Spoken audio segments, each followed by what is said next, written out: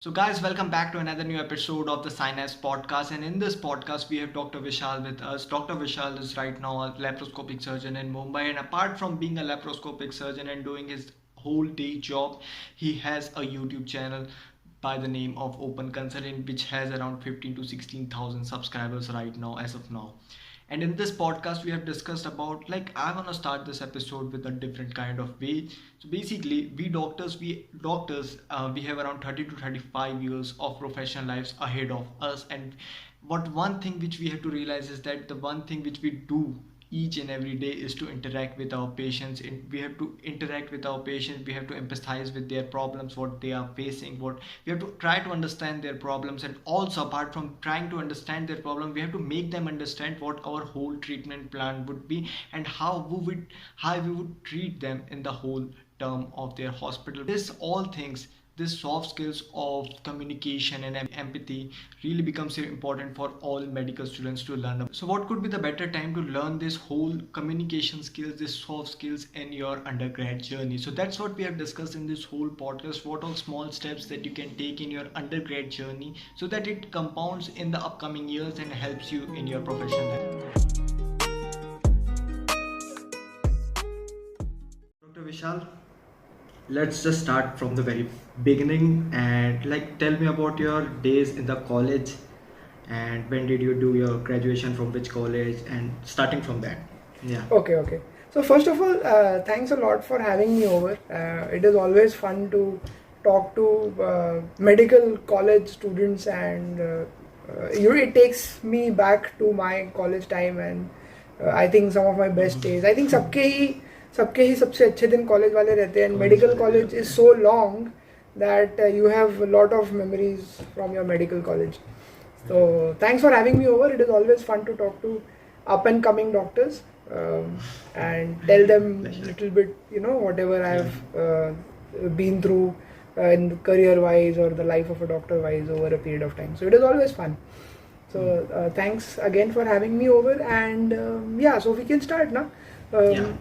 So about college life, so I started my MBBS in 2005, and तो MBBS में 12th का exam दिया. फिर फर्स्ट अटेम्प्ट में तो नहीं हुआ, तो एक और अटेम्प्ट देना पड़ा.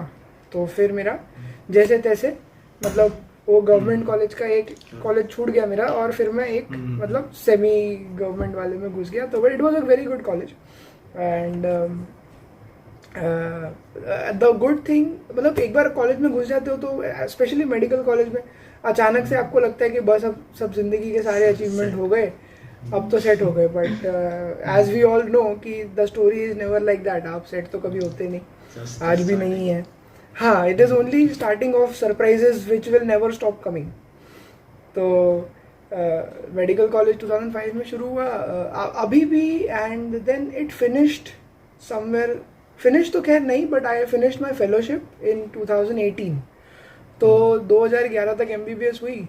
फिर उसके बाद और एंट्रेंस एग्ज़ाम्स, फिर PG शुरू हुई 2013 से 16 तक वो चली. फिर उसके बाद कुछ दिन SRship वगैरह काम किया, फिर लैप्रोस्कोपी की फेलोशिप की. तो सब निपटाते निपटाते 2018 आ गया. Then again I started working, and now I am, मतलब अभी ऐसे कोर्सेज तो ख़त्म नहीं होते. अभी 15 दिन पहले ही मैंने फिर गैस्ट्रोस्कोपी वगैरह की फेलोशिप शॉर्ट कोर्स किया, तो वो तो कभी ख़त्म नहीं होते. बट PG जो है वो 2016 में हो गई थी. So and colleges were fun actually. I don't know how it is in your area, मतलब यूक्रेन में कैसा है मुझे मालूम नहीं, बट हमारे यहाँ पे the good thing was that attendance की उतनी प्रॉब्लम नहीं थी हम लोग को. तो और हम लोग का क्या हॉस्टल था, और तलेगांव से मैंने किया, तो पुणे के पास जगह है वो, और आसपास कुछ भी नहीं है. मतलब it is like middle of nowhere, माइमर. तो इस तरफ 30-40 किलोमीटर तक कुछ नहीं है, लोनावला आता है, और इस तरफ 30-40 किलोमीटर तक कुछ नहीं है, पुणे आता है. वो बीच में है वो. तो हमारे पास कोई ऑप्शन ही नहीं था, हॉस्टल और कॉलेज. और बाद में फिर घूमो फिरो, कहीं ट्यूशन जाना नहीं, कोई क्लासेस जाना नहीं, कोई कोचिंग करनी नहीं. कॉलेज हो गया, फिर आप पूरे दिन फ्री हो, तो मतलब खेलो कूदो, खाओ पियो, जिम जाओ, बॉडी बनाओ, फुटबॉल खेलो, ट्रैकिंग जाओ, यहाँ वहाँ की मस्ती करो, वही सब करते थे. और अटेंडेंस कंपलसरी था नहीं. तो कॉन्ट्ररी टू पॉपुलर बिलीफ, पढ़ाई डॉक्टर्स बहुत करते हैं, बट उनको उतनी पढ़ाई करने के लिए समय भी उतना मिलता है. नॉट दैट कि आपको 10 साल की पढ़ाई 2 साल में करनी है, 10 साल की पढ़ाई 10 साल में करनी है, तो समय बहुत होता है. The only thing is that हम लोग को अटेंडेंस की कंपलसरी नहीं थी, तो मतलब जाते थे और नहीं भी जाते थे, तो that was good. That was in short the description of our college days. College में भी बेसिकली हमारे यहाँ ऐसा होता है कि हर दिन हमारा ओरल टेस्ट होता है. यूक्रेन की बात, जनरली सारे फॉरेन में तो हर रोज टेस्ट होता है, तो उसमें हमें 100% अटेंडेंस तो चाहिए रहती है. बट कुछ क्लासेस में आराम से हम लोग जैसे बोलते हैं ना बंक कर सकते हैं, वो सारी चीज़ें भी होती है. तो वो भी हमारा, आई don't know about the Indian, but हाँ हमारी वहाँ पे भी लाइफ आई थिंक बहुत अच्छी है. ऐसी कुछ यार बंक करने का कैसा रहता है ना, इंडिया में I don't know how it is in your place, but India में there is only one way of teaching. वो सिर्फ आपको बोर्ड पे लेक्चर सुनाते हैं. मतलब स्कूल से लेके मेडिकल कॉलेज तक जो चीज़ कॉमन है वो यही है कि कोई टीचर आएगा, वो बोर्ड पे लिखेगा और आपको वो रटना है.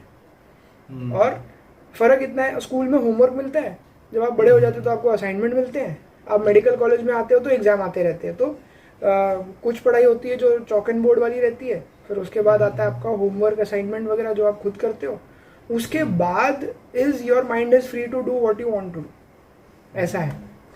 तो so I was personally never a big fan of chalk and board teaching. तो इसलिए मेरे को जो फ्री टाइम मिलता था outside the classroom is what was more interesting to me than what was being taught. So इसलिए attendance बहुत important है. तो मैं करता था अटेंड, बट बाकी time you are in the library, you are studying on your own.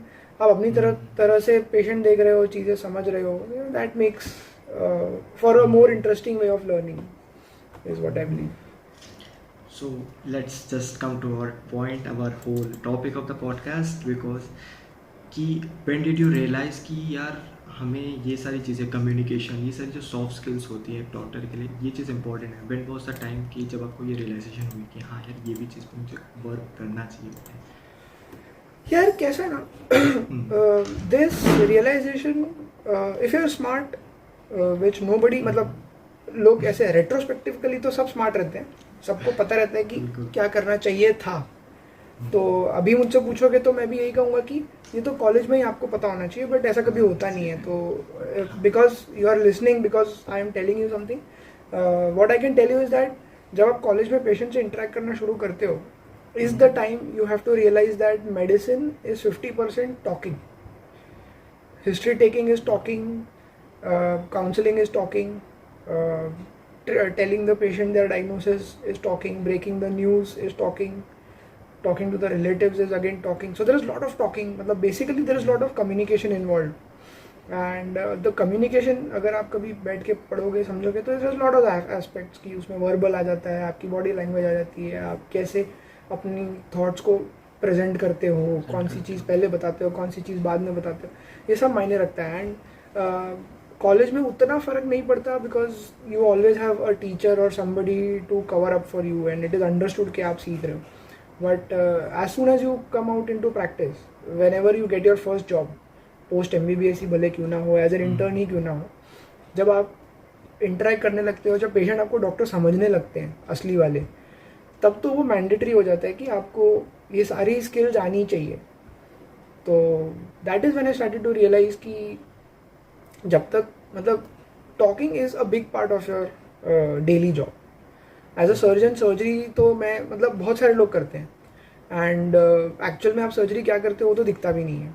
You do something and then you come out and you tell the patient कि हाँ हो गया या नहीं हो गया. Very few times there is something that you have to show. The only way they can trust you is the way you talk to them. And this is the, I think, importance of, so the more I started to see patients, the more practice I did, the more I started to realize कि यार ये चीज़ मतलब important है. You cannot be, what do you say, casual and all those things and still expect that somebody will allow you to give them any treatment, भले वो गोली क्यों ना हो या वो ऑपरेशन क्यों ना हो, वैसा. बेसिकली ये चीज़ मेरे हिसाब से ना कोई भी ऐसे मेडिकल कॉलेज पे तो कोई रियलाइज़ नहीं करता, क्योंकि इवन तो मैं भी रियलाइज़ नहीं कर रहा था अभी तक के.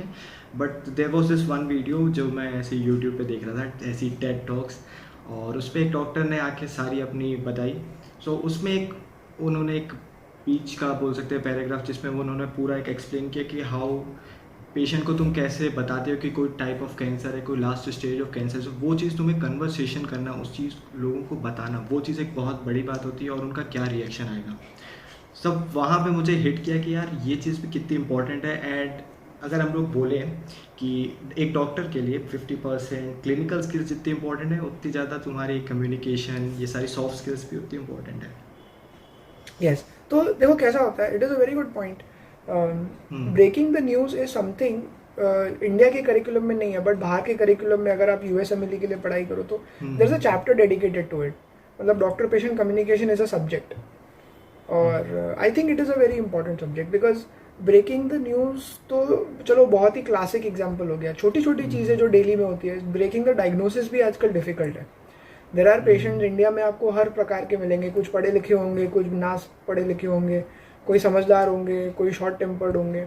अभी आजकल के टाइम में क्या डायग्नोसिस बताना इज ऑलमोस्ट लाइक सेइंग कि आप ही ने वो कर दिया। मतलब मेरे बताने के पहले तो बीमारी को कोई नाम था नहीं, मैंने नाम दे दिया उसको, तो अब आपको मिले उसके बाद से ही हमको भी पाइल्स हो गया या हमको हर्निया हो गया। पहले तो ये हमको सारी सूजन लग रही थी, हमारे फैमिली डॉक्टर ने तो बोला था कुछ नहीं है ऐसे।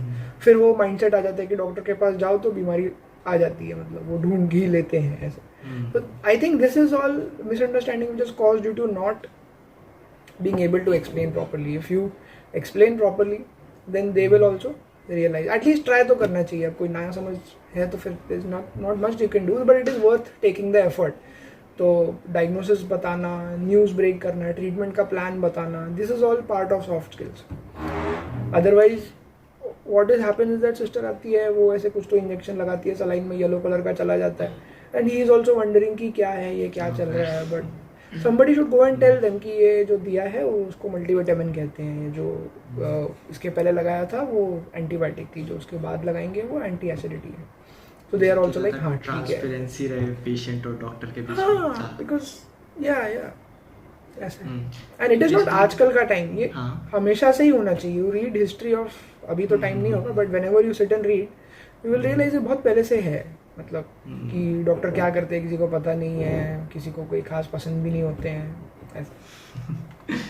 तो टॉकिंग अबाउट द वेस्ट, आपने बोला कि जो USMLE है, UK है, इवन तो जब मैं यूक्रेन में हम लोग को जब अभी क्लिनिकल सब्जेक्ट्स हमारे जस्ट स्टार्ट हुए हैं, तो उसमें एल्दो हमारी जो क्लिनिकल जो मेन स्किल्स होती है, जो क्लिनिकल स्किल्स है, वो थोड़ी कम होती है as compare to the Indian medical colleges, क्योंकि वहाँ पे पॉपुलेशन कम है, पेशेंट्स का इनफ्लो कम है, सो उसकी वजह से थोड़ी हमारी क्लिनिकल स्किल्स कम रहती है। But apart from that, talking about the history taking and the basic I should say habits of a doctor, so वो चीज़ इतनी ज़्यादा प्रेशराइज की जाती है हम लोग को। इवन तो जस्ट हमारी एक मेरे पास जब हमारी यूक्रेन में जब क्लास हो रही थी, सो हम लोग को पेडियाट्रिक्स की क्लास चल रही थी हमारी, सो उसमें मैं जनरली गलती से पेशेंट के लेफ़्ट साइड में खड़ा हो गया।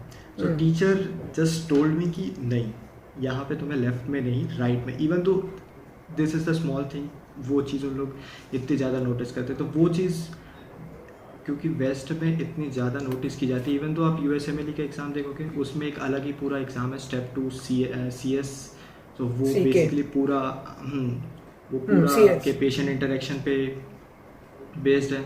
So why do you think कि इंडिया में इतना ज़्यादा क्यों नहीं दिया जाता? Why is the reason?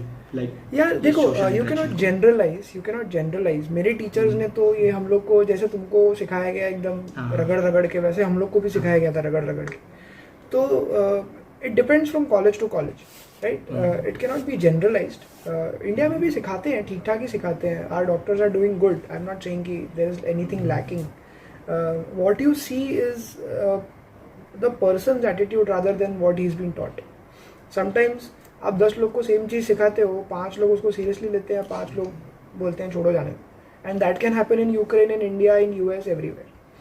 So it is, I think that is more of a reason than not being taught is the reason. Because very few teachers I think I've met who don't follow these basic things. वरना more or less जो भी आदमी professor level तक पहुंचता है किसी भी college में, he has decent experience of teaching basic things, जो ये सब चीज़ें होती हैं। बाकी भले आदमी जैसा भी हो, शॉर्ट टेम्पर्ड हो, मतलब कनिंग हो, जो भी हो, खड़ूस हो, जो भी हो, बट ये बेसिक चीज़ें तो मोर और लेस सब लोग सिखाते हैं। The fun thing it becomes fun, it becomes interesting when you know the reason behind why all these practices are. And if you start, especially medical students में या students in general में, this whole productivity thing is a big, what do you say, it is a genre of YouTube space also, and a personal habit also कि हम कैसे पढ़ाई कर ले, कैसे दिन में 10 घंटे पढ़ लें, और कैसे हम ये आदत बना लें, वो आदत बना लें, नोट्स बना लें, फ्लैश कार्ड्स बना लें वगैरह. There's a whole community out there. So what I'm coming to is forming habits. तो ये जो राइट लेफ्ट वाली चीज़ें हैं, they I mean besides having clinical reasons, they make your brain a little free. मतलब आपकी आदत बन जाए तो आपको एक डिसीजन लेना कम हो जाता है. आप ऑटोमेटिकली जाके राइट साइड में खड़े हो जाओगे, बिकॉज आपका सारा ओरिएंटेशन जो है वो वहाँ से शुरू होता है. अभी मुझे कोई बोलेगा कि किसी पेशेंट का हर्निया एग्जामिन करना है या किसी का पर रेक्टल एग्जामिनेशन करना है, तो मुझे वही पोजीशन चाहिए, बिकॉज चीज़ें डिस्क्राइब्ड और डिफाइंड ही उसी पोजीशन को लेके हैं. मतलब टेक्स्ट बुक आप खोलोगे तो जो भी डिस्क्रिप्शन है उस पर्टिकुलर पोजीशन के हिसाब से दिया हुआ है. अभी for example as a surgeon मैं किसी कि पेशेंट के नोट्स लिख रहा हूँ कि उसको 12 o'clock पोजीशन पे पाइल्स है या सेंटिनल टैग है या जो भी है, तो अब दूसरे सर्जन को तभी समझ में आएगा जब वो भी सेम ही पोजीशन में पेशेंट को एग्जामिन करेंगे. वो 12 कौन सा है, मतलब हर एक के लिए अलग थोड़ी हो सकता है. तो that is why to standardise all this and to put you in a habit, these protocols are followed world wide. वरना लेफ्ट हैंड में आप बीपी लोगे तो कुछ ऐसे नुकसान नहीं है, बट इट इज़ अज्यूम्ड अगर लिखा नहीं है तो सबने सेम ही तरीके से लिया होगा, तो we are all talking in the same language. That is how it is. Basically बोल सकते हैं अगर किसी को भी मतलब माइंडसेट प्रॉब्लम है, लोगों को ये चीज़ अंडरस्टैंड करनी पड़ेगी कि हाँ that is also important thing. As a student you have to see, एक चीज़ मैंने बहुत सीखी थी. It was in some novel और something I was reading that there was an artist who was teaching an art class. So that is very, so we often say medicine is an art, surgery is a skill, it is an art. मतलब patient देखना is an art form. So I was reading some novel and there was this teacher in the art class who was teaching. So he said to his students that for the first 5 years you will learn to paint as I tell you. मतलब first you will learn what I am telling you. तुम मेरा style सीखोगे, तुम अपना दिमाग नहीं चलाओगे. मैं जैसे बोल रहा हूँ, मेरी जैसी आदतें हैं जो मैंने सीखा है, तुम मेरे स्टूडेंट हो, मेरे क्लास में आओ, तो मैं जो बोल रहा हूँ वो सीखोगे. उसके बाद तुम अपना दिमाग चलाओगे. First you should know the rules, then you should think of breaking the rules and making new rules. But first you have to know the rules and follow the rules. वैसा तो अब जैसे कि ये सब जो हॉस्पिटल में छोटी छोटी चीज़ें होती हैं कि आप राइट में खड़े हो, आप पेशेंट को पहले विश करो, आप पहले उसकी कंसेंट लो, परमिशन लो, और कैसे आप मतलब कंडक्ट करोगे अपने आप को, पल्स कैसे लेते हैं, सब छोटी छोटी चीज़ें स्टार्टिंग में सीख लो, फॉलो करो. जब आप अपने आप के कंसल्टेंट बन जाओगे, देन यू मे और मे नॉट फॉलो और have a better way, and then you write your own book which people will follow. वो अलग बात है. बट पहले शुरू में you should learn the right thing. One of my teachers, one of my surgery teachers, they would always say कि always learn from somebody who is good, because बहुत बार क्या होता है ना, लोग खुद से सीखने की कोशिश करते हैं. they try to learn things without having a teacher, YouTube से या किसी सीनियर से या किसी दोस्त से या बुक से. और उससे नुकसान क्या होता है कि आपको उतनी अच्छी क्वालिटी की टीचिंग नहीं मिल पाती जो आपको कोई सीनियर सर्जन या कोई सीनियर टीचर दे पाता है. तो you should always, specially when you are beginning, मतलब जैसे मैं भी बिगिनर ही हूँ, I have my career is just began, तो always look out for people who can teach you well and stick to them. ऐसा. तो given an option कि मैं खुद से सीखूँ या कोई अच्छे टीचर से सीखूँ, तो आंसर इज अच्छे टीचर से सीखो, फिर उसके बाद जो करना है करो. ऐसा. बट सीखो अच्छे से. सो डोंट यू थिंक कि हम लोग को ऐसा बोला जाता है कि मेडिकल स्टूडेंट्स है तो दिन भर हम लोग पढ़ते रहते हैं, ठीक है, बट ये सारी चीज़ों में हम लोग सुबह से शाम हम लोग पढ़ते ही हैं. बट इस सारी चीज़ों में हम लोग कई बार ये रियलाइज़ नहीं करते कि हमें ये सारी चीज़ें भी डेवलप करनी चाहिए. तो वो चीज़ अभी तक तो मैं आसपास कलीग्स देखता हूँ, मेरे बहुत सारे दोस्त हैं, इवन तो बहुत सारे मेरे एक सीनियर्स हैं जो कि अब इंटर्नशिप चालू कर रहे हैं. सो वो सारी चीज़ पता नहीं हम लोग क्यों रियलाइज़ नहीं करते, मुझे पता नहीं क्यों ऐसा लगे. बिकॉज ये ना कोई बताता नहीं है हमको, बिकॉज इसका कोई चैप्टर नहीं है. आपको सिर्फ वही पढ़ाते हैं जिनका चैप्टर है. जिसका चैप्टर नहीं है वो किसी को पता नहीं कि कैसे सिखाया जाए. राइट. तो और होता क्या है, रियल लाइफ में हर चीज़ किसी चैप्टर से नहीं आती है। रियल लाइफ में जो चीज़ें हैं वो रैंडमली आती हैं और अलग अलग तरीके से प्रेजेंट होती है। तो as long as it is not in the formal way of teaching, nobody can teach you. So these are things which you learn out of experience, and then you have informal way of learning or teaching, जैसे YouTube हो गया जहाँ पे कोई आदमी आके अपने thoughts बताता है, टेड टॉक हो गई। अब टेड टॉक वाली जो चीज़ें रहती है वो फैसिनेटिंग इसलिए रहती है क्योंकि आपको कभी किसी ने सिखाई नहीं, क्योंकि अगेन उसके ऊपर कोई चैप्टर नहीं लिखा था, किसी के सिलेबस में वो नहीं था। तो ये मेन रीज़न है कि इसका कोई सिलेबस नहीं, इसलिए कोई सिखाता नहीं। एंड होता क्या है कि लोग एक्सपीरियंस ही सीखते हैं, झक मार के ही सीखते हैं मजबूरी में कि अब तो सीखना पड़ेगा ऐसे। तो that is why it is, but the sooner you realise the better it is. And a very important part of getting into the habit of learning this is utilizing your extracurricular time and keeping your hobbies and extracurricular activities intact. This is what I was fortunate कि मेरे college में मुझे बहुत time मिलता था, free time. तो हम लोग मतलब मैंने तो पर्सनली बहुत सारे हॉबीज़ फॉलो की, फोटोग्राफी करी, घूमना फिरना किया, सब किया। तो बहुत सारे लोग क्या करते हैं कि वो ऐसा नहीं करते हैं, एंड उससे ऐसा कुछ बहुत नुकसान नहीं होता है। They also become good doctors, but then I think it is always good to have balance. मतलब ऐसा कुछ होना चाहिए आपके पास जो कि आपको मेडिसिन की मतलब सीरियस मेंटल वर्क से थोड़ा रिलैक्स कर पाए। Otherwise you get burned out very easily. Doctor burnout is a very common phenomenon and it is very popular. अगर आप कभी पढ़ोगे तो doctor burnout is so common कि लोग उसके डर के करियर चेंज कर देते हैं या डॉक्टर बनते ही नहीं है किसी दूसरे को देख के, ऐसा। तो the answer is that if you have something, burnout वाला एक बार वापस से एक्सप्लेन कर सकते हो क्योंकि ये चीज ठीक, हाँ, ओके। तो see, doctor burnout is a phenomenon where doctors have long duty hours, they have a lot of responsibilities and you have to be focused all the time in your day to day practice. तो अब कहने के लिए हर आदमी कहता है कि नहीं मेरा काम तो बहुत ही स्ट्रेसफुल है, हर एक को अपना काम स्ट्रेसफुल लगता है, but trouble with medicine is that there are so many what do you say responsibilities, and उसमें your decision affects somebody else's health compare to some other way. And job shifting, ऐसा कुछ studies ने prove किया कि job जितना transfer होता है उतना एरर बढ़ता जाता है। मतलब अगर आप 6 घंटे की ड्यूटी 2 लोग से कराओगे तो जो ट्रांसफ़र होता है उसमें मिस्टेक होने के चांसेस बढ़ जाते हैं कंपेयर टू 12 घंटे की ड्यूटी एक आदमी से कराओ तो इस वजह से क्या होता है, डॉक्टर्स के ड्यूटी आवर्स लंबे हो जाते हैं, उनको रात में भी काम करना पड़ता है, कभी कभी 24 घंटे 36 घंटे। तो शुरू में आप कर भी लेते हो, बट लाइफ लॉन्ग ये करना पॉसिबल नहीं है, and that is when you start burning out. Because हमारा मेडिसिन में कल्चर ऐसा बन गया है कि डॉक्टर्स तो ज़्यादा समय तक काम कर सकते हैं, मतलब स्पेशली इंडिया में, या मतलब कह सकते हैं कि डेवलपिंग कंट्रीज़ में। डेवलप्ड कंट्रीज़ में चीज़ें फिर भी थोड़ी सॉर्टेड है, बट जो डेवलपिंग कंट्रीज़ है वहाँ पे बर्नआउट है। उनके अपने अलग चोचले, ऐसा नहीं है कि उनकी भी लाइफ बहुत अच्छी है। They have lot of paper work and lot of medico legal headaches. तो ये सबसे आप थक जाते हो, and when you mentally start giving up, that is what we call as burnout. So what happens is that आप voluntarily अपने working hours कम कर देते हो, आप साइड में कोई और बिजनेस शुरू कर देते हो, आप साइड में कोई और हॉबी शुरू कर देते हो, जो पैसे बचे हैं आप उनको इन्वेस्ट करके उनसे इनकम लेने लगते हो और प्रैक्टिस कम कर देते हो। तो उससे होता क्या है कि ओवरऑल डॉक्टर्स की शॉर्टेज हो जाती है। पेपर पे तो डॉक्टर्स हैं बट वो काम नहीं करना चाहते बिकॉज वर्किंग की कंडीशंस ऐसी हैं कि आप ज़्यादा समय तक सस्टेन नहीं कर सकते हो, फिर शॉर्टेज हो जाती है। एंड शॉर्टेज फिर वो एक विशियस साइकिल है, जो शॉर्टेज हो गई है तो जो बचे हैं वो ज़्यादा काम करने पड़ेंगे उनको, फिर वो बर्नआउट हो जाएंगे, तो चलता रहता है। That is called doctor burnout. So I think the only answer to that is that if आप पूरा सिस्टम तो नहीं चेंज कर सकते, बट अपने आप में जो आप चेंज कर सकते हो वो ये है कि आप अपने आप कुछ you have to have something which will give you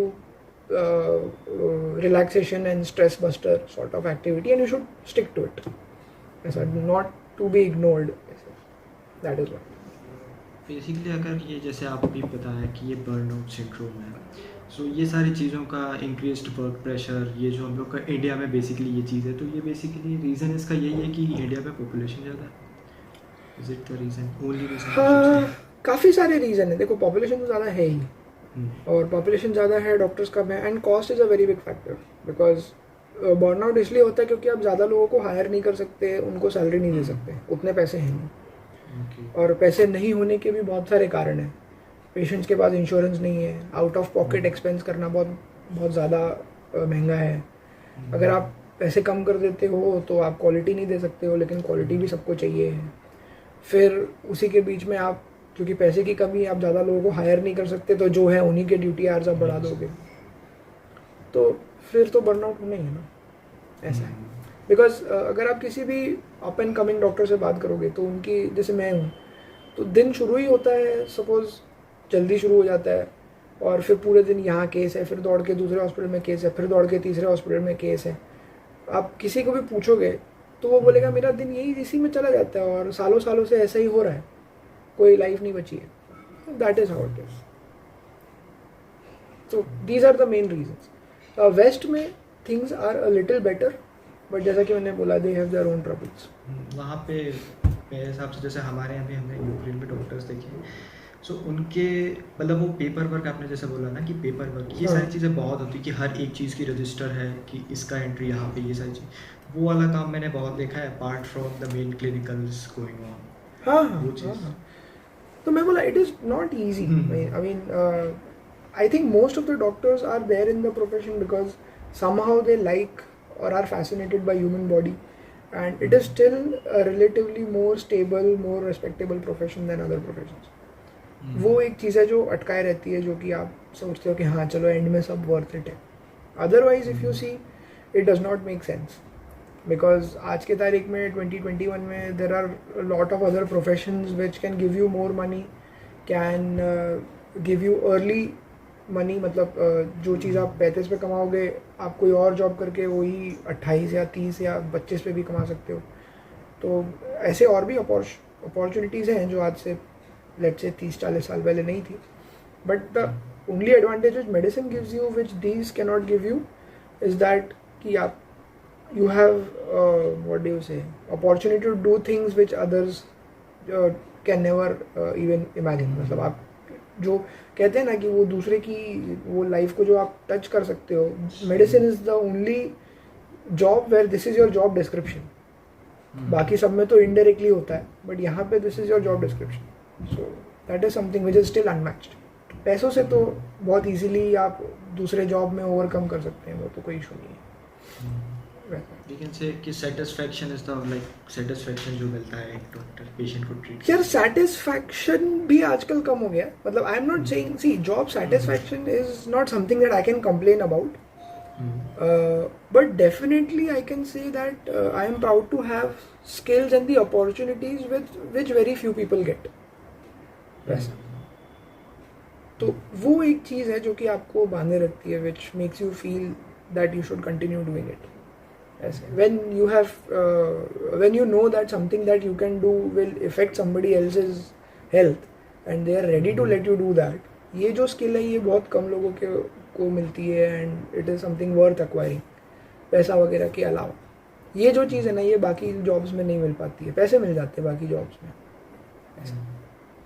तो पैसों से खरीदने वाली चीज़ें मिल जाती हैं आपको। If that is your definition of job satisfaction, then you will be satisfied in more in other jobs. But if it is medicine, then these are the things that you have to look for satisfaction.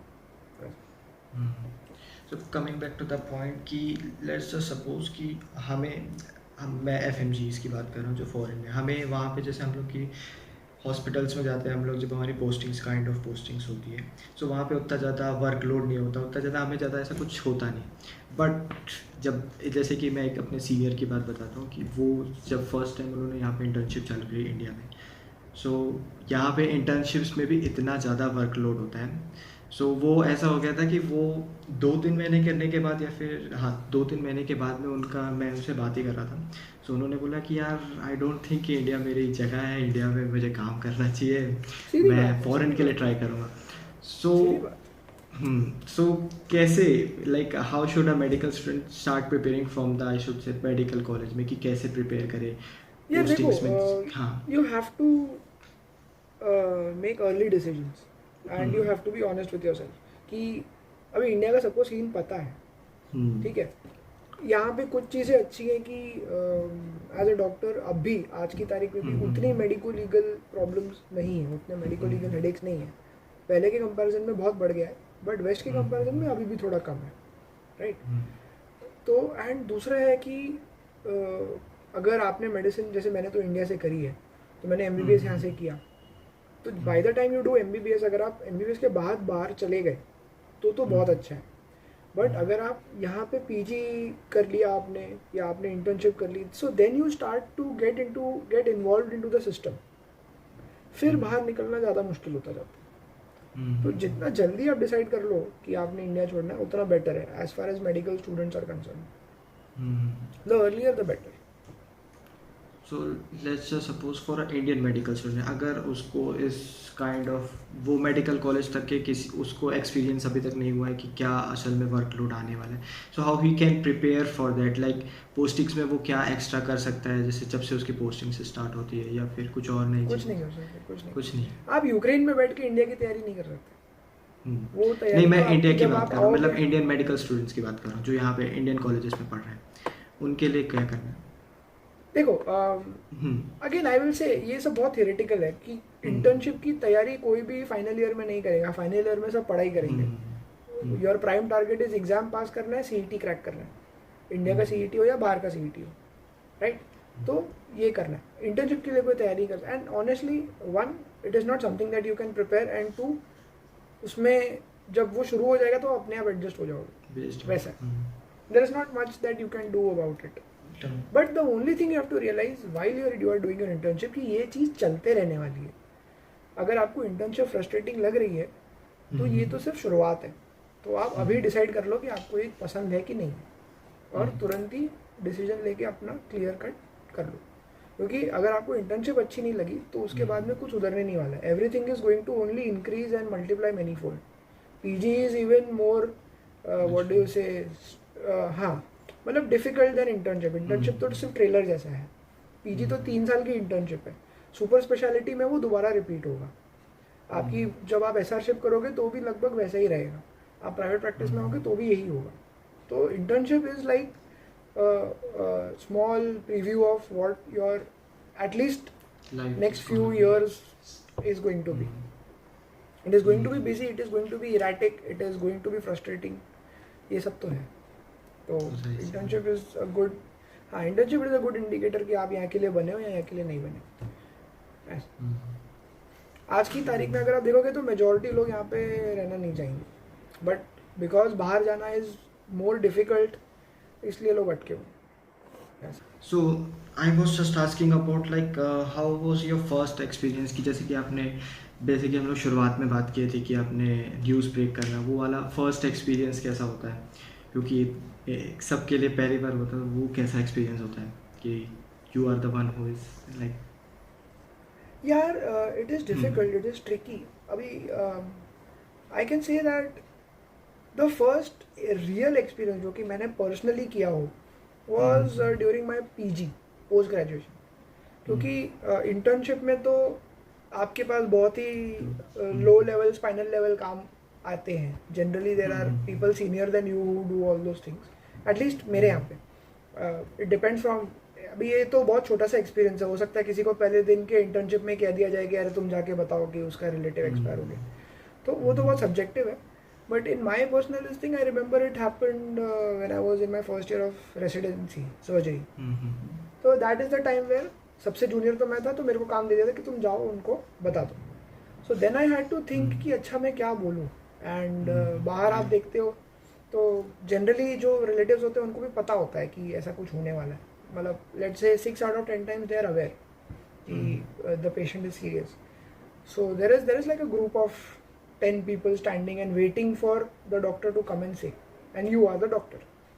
So it is your job to present it, and क्या hospitals में time भी नहीं होता है, तो आपने सिर्फ information नहीं देनी है, आपने उनसे उनकी आधार कार्ड पैन कार्ड भी लेना है, उनकी एड्रेस भी नोट डाउन करनी है, फिर वो अपने कलीग को देनी है, वो बैठ के उसका फॉर्म बनाएगा। तो you don't have much time for what do you say sympathy and all those things. तो आपने फटाफट ये भी बताना भी है और ये सब अपने ड्यूटीज भी करनी है. Duties. So then it becomes a little tricky. So I remember that I went and the first thing that I did was that I asked the group of people कि who is the one who is responsible, who is the next of kin जिसको कहते हैं, मतलब blood relative, somebody like son, maybe sister, brother, somebody like that. वैसा कोई है, नहीं तो फिर spouse. उनमें से जो कोई है तो please come forward and I will talk to you. It is, I don't want to talk to everybody. First I will talk to you. एक दिन से पहले बात करो. And he is the one who is responsible, जो कि actual papers पे sign वगैरह करेगा. Call that person. So if I have to give somebody advice, this is what I will say, that don't go and talk to everybody, because a group will have a lot of questions which you may not be able to answer, but one person you can talk to, because हमको आदत है एक आदमी से हम रोज बात करते हैं. So और एक आदमी को आप समझा सकते हो. पूरे ग्रुप को समझाना is very tricky. That is only possible when you have experience. तो मैंने एक दिन से बात की, and then luckily he was understanding enough. So I could tell him, patient was serious, as you know, such and such happened, and we tried to do our best, but the patient has collapsed, and I am Dr. So and so, and it is my duty to inform you and carry on with the formalities. So I am very sorry to inform you, but this is what I have for you. तो वो मैंने बताया, and he was understanding enough, तो कुछ major इतना हुआ नहीं, and then we carried on with the formalities and everything, and later on you can talk to the group. ऐसा. So this happens. This is how it happens. It affects you mentally. That is why I say that having something to freshen you up, having something to overcome the stress is very important. So I could say the conclusion of the whole point of the whole podcast was कि जब तक तुम खुद ही experience नहीं करोगे, जब तक तुम खुद ही field में नहीं जाओगे, until and unless you won't I would like to add something to it. Sure. The point of all the talk that we had is that whatever you're taught in the medical school is only half the story. The remaining half, one, you either learn from experience, or two, you can learn by looking at others and, realizing things. मतलब वो कैसा बोलते हैं ना, you don't have to fall in trouble to know the solution. Sometimes you can look at somebody else falling in the trouble and you can know the solution. मतलब खुद गड्ढे में गिर के निकलने सीखने की जरूरत नहीं है. दूसरा गिर गया तो आप उसको देख के समझ लो कि अच्छा ऐसा हो सकता है. So that will save you time, energy, effort, and will prevent you from falling into troublesome situations. तो जो सॉफ्ट स्किल्स होती है, वो सॉफ्ट स्किल्स में यही सब आता है कि आप कैसे बात करते हो, कैसे पेशेंट से बात करते हो, कैसे रिलेटिव से बात करते हो, कैसे अपने कलीग से बात करते हो, कैसे अपने सीनियर्स टीचर से बात करते हो, ऑल ऑफ दैट. एंड